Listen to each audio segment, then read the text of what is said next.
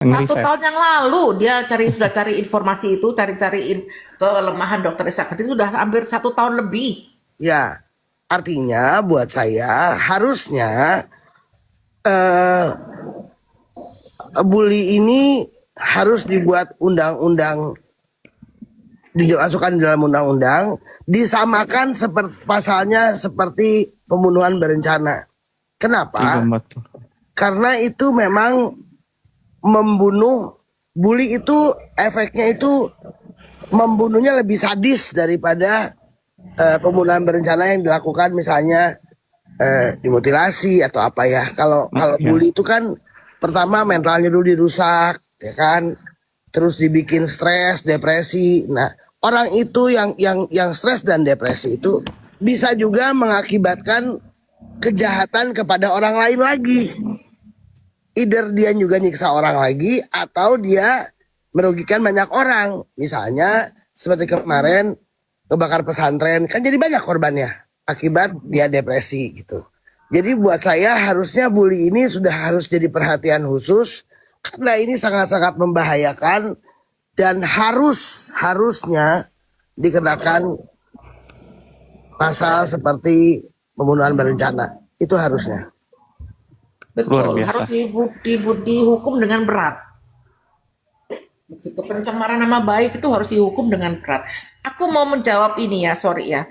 Aku mau menjawab Depi Ambarita ya. Ini pendukungnya Dokpeng ini berkali-kali selalu Dokpeng sama NM ini berkali-kali selalu begitu narasinya ya. Kalau Dokpeng bikin NA palsu, izin BPOM dibuat dari Cina. NA kembar, tapi kenapa tidak dilaporkan ke BPOM? Sudah dilaporkan ke BPOM. Tetapi BPOM tidak ada respon. Oke. Dan kalau dilaporkan ke polisi itu yang menemukannya itu, yang punya bukti-buktinya itu bukan dari Dokter Resa, orang lain yang punya produk itu. Nah, kalau dia nggak mau lapor polisi, apa ya kita paksa? Begitu loh, Mbak Debi ya. Mungkin dia menggunakan produknya sampai namanya itu tadi, produk Dokpeng mungkin. Oke. Oke. Eh, Sebentar ya teman-teman ya. Nanti ini saya tak tanya dulu sama Bu Fitri ya, karena ini tadi sudah dikupas mengenai dampak bullying.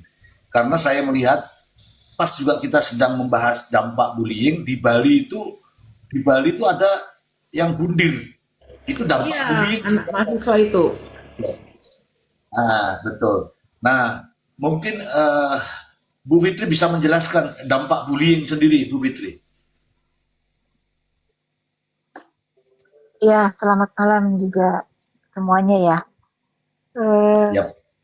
Dampak bullying udah sampai lelah, Mr. J, saya tuh ngejelasinnya banyak banget kan. Mental orang itu nggak semuanya mental orang itu kuat gitu. Nggak semuanya orang itu kayak Fitri Salhuteru, saya selalu ledekin begitu, padahal saya untuk menjadi Ya. sekuat ini itu karena terbiasa dibully kan bertahun-tahun, akhirnya gitu. Awal-awal iya, tentu iya, tapi saya berpikir lagi, kalau saya jatuh, kalau saya kalah sama pembuli ini, bagaimana orang-orang yang ada di sekeliling saya, terutama karyawan saya, anak saya, gimana gitu ya. Akhirnya saya bangkit dan melawan kan. Ya mungkin untuk orang-orang Ya. yang nggak punya pilihan hidup dan nggak punya kekuatan dalam hidupnya, pasti melakukan hal-hal yang nggak baik di hidupnya. Ya, paling fatal kan banyak yang mengakhiri hidupnya gitu kan ya. Atau Hmm. insecure karena luka batin orang dibully itu susah sembuh gitu. Mungkin cara saya menyembuhkan luka batin saya dengan melawan, itu cara saya terapi diri saya sendiri gitu kan. Dan itu Hmm. berhasil sih, berhasil mengobati luka hati saya, juga berhasil uh, mengobati anak-anak saya juga. Akhirnya mereka berpikir, oh ternyata ibu saya ini nggak diem aja loh kalau dibully, dan sekaligus memberikan contoh ke anak-anak saya, ya kalau kita dibully jangan diem aja gitu. Banyak perubahan di anak saya setelah akhirnya saya melawan. Tadi kan mereka diam kan. Begitu saya ngelawan, saya bangkit, mereka mulai ceria mukanya, terus cerita ke teman-teman, you know, mamam sekarang udah ngelawan gitu. Ternyata diem aja Hmm. itu nggak buat orang-orang yang ada di sekeliling saya juga bisa terima. Hmm. Kalau kalau saya yang dibully, saya punya anak, saya punya keluarga, saya punya karyawan, saya kena mental, mereka pasti kena juga, Mr. Z. Untuk mengobati Hmm. itu semua, ya salah satunya saya harus melawan. Ternyata setelah saya Hmm. melawan, mereka happy gitu. Dan mereka ngerasa Hmm. nggak mempunyai orang yang lemah gitu di hidup mereka. Itu yang akhirnya saya dengar dari mereka sih, Mr. Z. Gitu. Itu bahkan saya melihat yang di Jakarta tuh SMA berapa tuh? Saya lupa tuh. Kelas 3. Enggak, yang Anak saya. SMA Oh, yang meledak-meledak tuh loh. oh iya, ya itu ada kan sampai kemarin saya lihat juga di mana ya. Hmm, anak sekolah yang dibully sampai dia nggak mau sekolah tuh, itu ada juga tuh. Iya, Perempuan banyak sih, iya, korban-korban bully itu banyak sih, Mas Riji.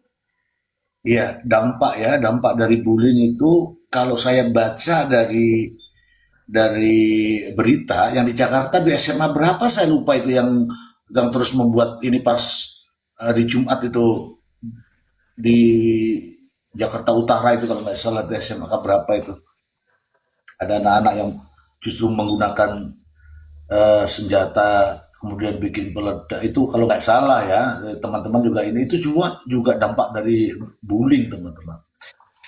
Oke, terima kasih Bu Fitri. Ya kalau Bu Fitri Pak sudah merasakan ya anaknya, dirinya sudah merasakan semua sehingga inilah yang yang dilakukan oleh Bu Fitri. Jadi kita kita bisa meniru lah ya. Apa tadi namanya mirroring ya, Ya, mirroring. Kemudian tadi ada Dokter Janet menyampaikan bahwa bagaimana dengan berlakunya KUHP dan KUHP yang baru, apa urusannya dengan Undang-Undang ITE.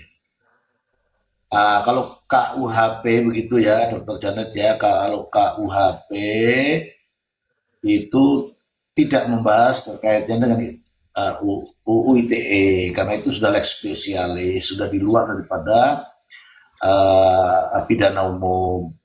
Yang yang yang dibahas adalah berita apa namanya hukum acaranya ya hukum acaranya itu di KUHP ada bunyinya memang di situ bahwa apabila seseorang terancam pidana di bawah 5 tahun itu tidak dilakukan penahanan. Itu benar, tidak dilakukan penahanan. Itu bunyi daripada hukum acaranya. Tetapi kalau itu dilakukan berulang-ulang dan terus-menerus kemudian ditersangkakan di tempat-tempat lain mungkin juga akan menjadi pertimbangan. Mungkin teman-teman juga bisa bertanya kepada para pembuat-pembuat undang-undang itu, bagaimana kalau orang ini hari ini melakukan pencurian ayam, ancamannya pencurian ayam mungkin saja ya, mohon maaf namanya pencurian itu ya, nah, mungkin di bawah 5 tahun, besok lagi mencuri lagi, besok lagi mencuri lagi, besok lagi mencuri lagi. Ya kalau itu tidak ditahan ya ayamnya orang segera habis kan begitu. Sama juga ini membuli orang, ini membuli dokter siapa waktu itu dokter Andreas, ini bully lagi dokter Richard Lee, kemudian bully lagi dokter Janet, kemudian siapa lagi misalnya seperti itu. Ya kalau begitu ya semua akan kena bully karena tidak ditahan. Nah itu juga nanti akan dibahas lah nanti ya, dibahas nanti. Jadi pelaksanaan Undang-Undang ITE tidak mempengaruhi KUHP-nya, KUHP-nya tidak, tetapi hukum acaranya yang berbeda ya. Seperti kemarin ada putusan hakim apa namanya permintaan maaf itu supaya minta maaf ada itu ada juga putusan hakim yang pengawasan ada juga kerja sosial ada. Itu Bu Dokter Janet nanti kita akan bicarakan di kemudian hari. Siap, siap, Dokter siap. Janet. Makasih, makasih. Oke. Oke, saya berikan kepada teman-teman yang lain mungkin Mbak Ucil, Bu Hani supaya nggak parkun. Ayo, silakan. Oke, Mr. C, saya mau nanya sama Mbak Fitri. Mbak Fitri, maaf ya, tadi saya melihat ada postingan mengarah ke Mbak Fitri, katanya Mbak Fitri dilaporkan karena melakukan penganiayaan. Itu hoax atau nyata, Mbak? Oh iya, itu saya udah story. Saya kenal aja enggak. Enggak, itu saya nggak Oh, kenal. makanya Yang biar Gina Mbak Olivia Fitri itu di ya. sini kan, jadi nanti nggak ada isu-isu miring lagi. Jadi baiknya saya tanyakan Iya, untuk saya Mbak sudah Fitri di story sini. itu. Saya udah story, Hmm. saya kenal juga enggak. Ya kalau bila perlu ya, Hmm. netizen jadi miskin juga salah saya. Saya udah ledekin tuh di story saya. Enggak benar itu. Hmm, berarti saya bisa state nanti bisa menerangkan bahwa itu hoax gitu, karena saya sudah langsung menanyakan ke yang punya badan itu sendiri gitu, Mbak. Saya nggak kenal sama Gina Olivia itu kalau ama Dina kayaknya saya pernah ketemu tapi nggak kenal ya. Saya hai begitu doang. Kalau sama yang satunya malah saya nggak kenal, nggak ada urusan. Ya, inilah bentuk-bentuk penggiringan opini yang dilakukan oleh para buzzer karena udah nggak ada bahan, Bu Ani. Bahannya Betul, apa? betul. Udah nggak ada bahan, Kan jadi nanti ya, saya bisa stage videonya, saya terangkan bahwa itu semua adalah hoax yang sedang disebarkan. Mbak Fitri tidak tahu menahu dengan orang itu gitu, Mbak. ya Hmm. nggak kenal saya. Makasih Mbak infonya. Oke, oke, makasih. Yang lain Hmm. silahkan. Oke, lah Bu Fitri itu orang tidak kenal aja disuruh datang ke rumahnya suruh masuk, apalagi ya. Nggak mungkin orang ada yang dipukuli, Mbak.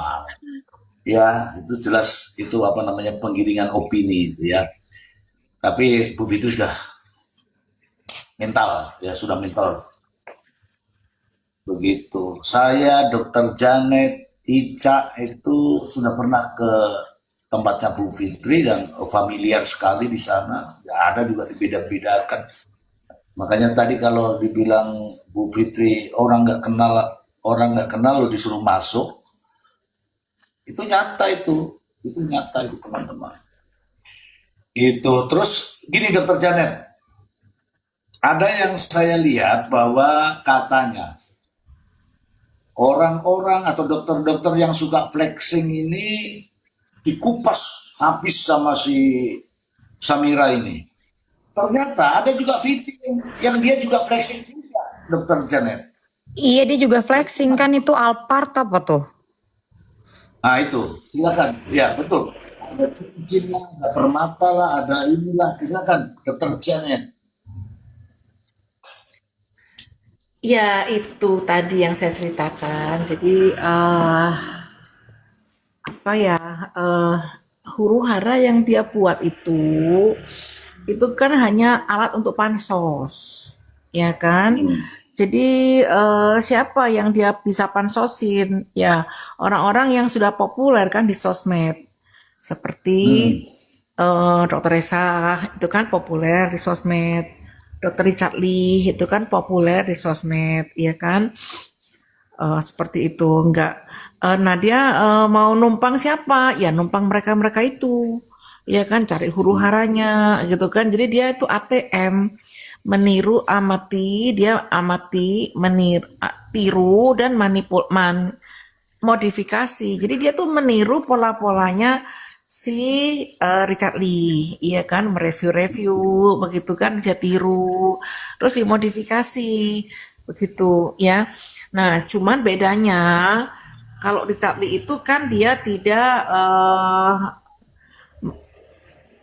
dia mereview produk-produk yang berbahaya, yang ada merkurinya, yang ada hidroquinonnya, begitu, dan tidak ada kecenderungan untuk permintaan sejumlah uang. Kalau si Topeng ini kan dia ada maksud terselubung, ya kan? Oh ini bisa aku peres, ya kan? Diperes sejumlah uang, gitu kan?